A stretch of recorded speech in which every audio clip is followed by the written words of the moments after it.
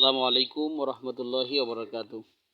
দেশ এবং প্রবাসে দূরে এবং কাছে যে যেখান থেকে আমার এই ছোট্ট ভিডিওটি দেখতেছেন এবং দেখবেন, সবাইকে মোস্ট ওয়েলকাম জানাচ্ছি এবং শুভেচ্ছা ও মোবারকবাদ। তো এমন একটা জায়গায় আজকে আসছি, তো আমার বাচ্চাকে নিয়ে ঘুরতে। তো এটা হলো বরিশালের মধ্যেই কোটালীপাড়ার ভিতরে। জায়গাটার নাম আমি শিওর জানি না, তবে আমার ছেলেকে নিয়ে আসছি।